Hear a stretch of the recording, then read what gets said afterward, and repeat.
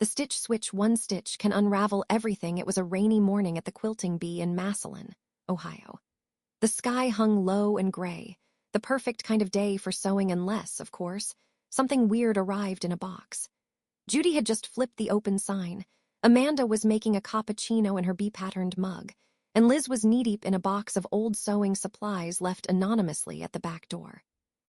The crew gathered around, sorting through vintage templates, yellowed patterns, and a few alarmingly neon polyester scraps.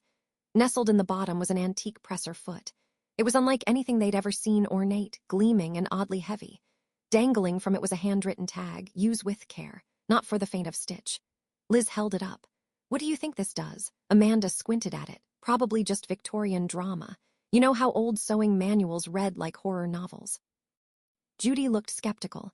"That's exactly why I don't trust it." But Liz had already clipped it onto her sewing machine. "What's the worst that could happen?" she said with a shrug. From outside, thunder rumbled. Within minutes, chaos erupted in the shop.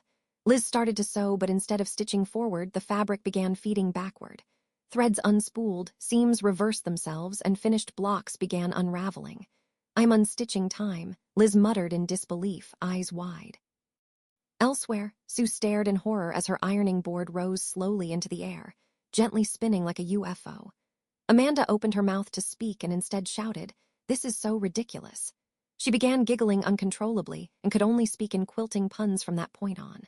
Even Maggie growled nervously and darted behind the fat quarter shelf. Judy stood in the middle of it all, watching a rotary cutter zip across the cutting table by itself. She exhaled deeply, cradling Maggie in her arms. "Well," she said calmly, "looks like I'll be playing shopkeeper and exorcist today." Back in the storeroom, Judy and Sue dug through the old shop archives. Sue unearthed a zippered baggie labeled in Sharpie, "Do not touch seriously." "Judy." Inside was a brittle instruction booklet from an old Singer machine, and tucked within its pages a note, "The stitch switch is real. To reverse, wind a full bobbin with lavender thread. Stitch a square and a square while chanting the quilter's creed." Easy enough if you weren't in the middle of a full-blown quilting meltdown. Sue grabbed the lavender thread and set to winding the bobbin, while Amanda, still rhyming like a deranged bard, paced in the background muttering things like, "If you perwash or not, the thread's still taut." Liz, meanwhile, had begun speaking in reverse. "Effa's mate Peacock Serbuff S8 tup ideal use array W," she cried from behind a stack of batiks. "Duct tape," Judy said flatly. "We're going to need duct tape." As the sun dipped behind the clouds, the crew regrouped in the classroom. The lights flickered overhead, and the air buzzed faintly with static. Sue carefully fed the lavender thread into the machine. Judy drew a chalk square on the floor. Amanda stood in the center, dramatically reciting the quilter's creed, still laced with puns, of course.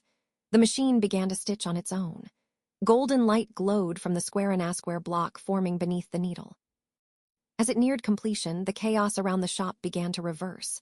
The ironing board floated gently back down. Bolts refolded themselves. Liz's language returned to normal. Amanda blinked and gasped. "I can speak normally again. That was so intense." Sue groaned audibly. "No more puns." Liz stood up from her chair and blinked rapidly. "I just remembered every mistake I ever unstitched in my entire life. It was weirdly helpful." Maggie wagged her tail once and trotted back to her fluffy bed like nothing had happened. With everything calm again, Judy took the presser foot and placed it into a drawer labeled "Not Today," Demon, and locked it with an actual padlock. "That's enough antique donations for a while," she said firmly. The others nodded. And in the quiet that followed, no machines glowed. No boards floated. No presser feet whispered forbidden spells. Still, later that night, after the last light had been turned off, the drawer glowed faintly.